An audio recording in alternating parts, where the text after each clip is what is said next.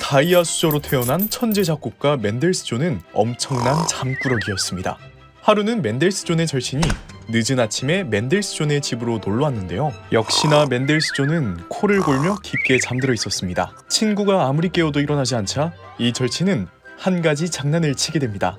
맨델스존의 피아노 뚜껑을 열고 도레미파솔라시 도레미파솔라시만 계속 치면서 맨델스존을 깨워보려 했지만 그는 역시 일어나지 않았고 포기한 친구는 다시 집으로 갔는데요. 그러다 갑자기 맨델스존은 답답하다는 듯 벌떡 일어나더니 피아노 건반에 도를 크게 치고 다시 잠들었다고 합니다. 음악을 전공하지 않아도 누구나 이 음표들이 도레미파솔라시도라고 읽는다는 것을 알고 계실 겁니다. 그런데 말입니다. 왜 하필 이 소리가 도라고 불리고 이게 레라고 불리울까요? 도레미파솔라시도라는 말은 도대체 누가 언제부터 만들었을까요? 음계와 악보들이 체계적으로 정립되지 않았던 어느 중세시대.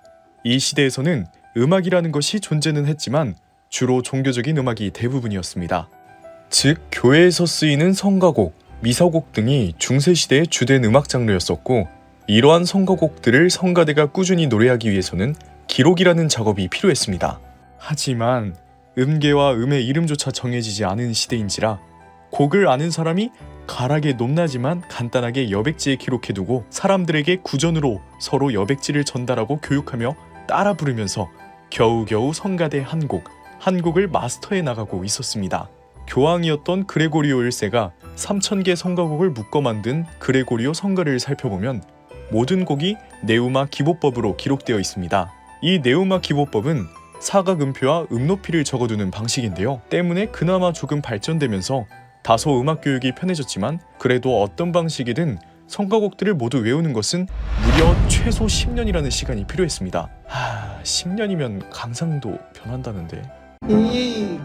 지금 생각해보면 정말 말도 안 되는 시간을 오로지 곡 외우는 데에만 모조리 쏟아붓는 것이죠. 바로 그때 11세기 이탈리아의 수도사이자 음악 교사였던 귀도 다레초는 이러한 암기 방법으로 자신의 제자들이 10년이라는 시간을 뺏기는 것에 대해 매우 비효율적이고 시간 낭비라며 큰 불만을 품고 있었습니다. 그러던 어느 날 세례 요한의 노래를 듣던 중 앞으로 제자들이 쉽게 곡을 기억하고 학습할 수 있는 획기적인 방안을 생각해냅니다. 이 세례 요한의 노래는 하나의 가사가 끝나면 그 다음 가사가 정확히 한음 높게 시작되는 특징이 있다는 것을 알아차린 그는 이 특징으로 음계를 만들기 시작합니다. 이게 무슨 소리냐면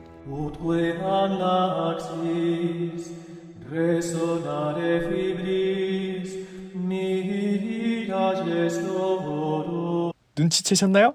우트로 시작되는 이 가사가 끝나면 그 다음 레로 시작되는 가사가 시작되며 이후에도 미로 시작하고 파로 시작하는데요.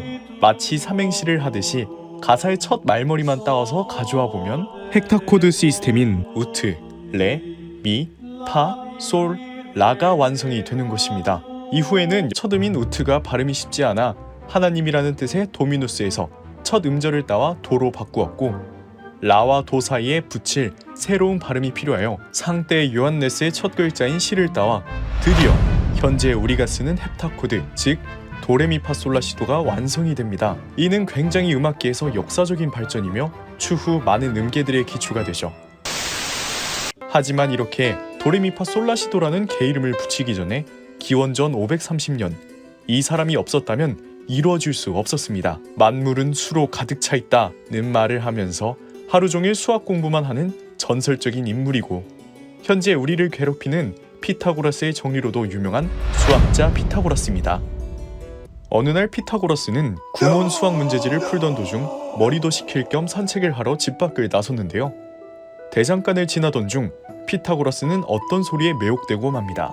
대장장이들이 대장간에서 망치를 힘껏 내리치며 일을 하고 있었는데 그 대장장이들이 내는 망치 소리가 평상시에는 시끄럽기만 했는데 오늘따라 그 망치 소리들이 너무 조화롭게 들리는 것이었습니다. 순간 피타고라스는 멍 때리며 이 소리들이 왜 조화롭게 들리는지에 대해 수학적으로 곰곰이 생각하던 중 마침내 망치 무게가 다를수록 소리가 다르게 난다 라는 생각을 해내었고 어떤 비율의 망치들이 동시에 내려쳤을 때 조화롭게 들리는지 실험하기 시작합니다. 실험 결과 간단한 정수비일 때 듣기 좋은 소리가 난다는 것을 알게 되었고, 배음열 처음인 도도, 솔도 관계인 완전 8도, 완전 5도, 완전 4도 등 완전한 화음을 찾아내어 이러한 비율들을 수학적으로 풀이한 다음 피타고라스 음계라는 음계를 만들어냈고, 음악은 수학과 뗄 수 없다는 것이 피타고라스 음계를 통해 증명되었으며, 추후 많은 음악 기법과 기술에 수학이 필수적으로 들어가게 됩니다.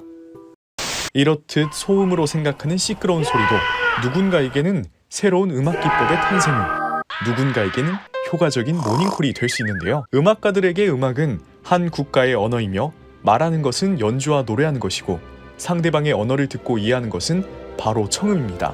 여러분들도 평상시에 여러 가지 소음, 음악, 상대방의 말에 귀를 기울여 본다면 하나의 새로운 음악으로 들릴 수 있지 않을까요? 오늘의 알클사는 여기까지고요. 시청해주셔서 진심으로 감사드립니다.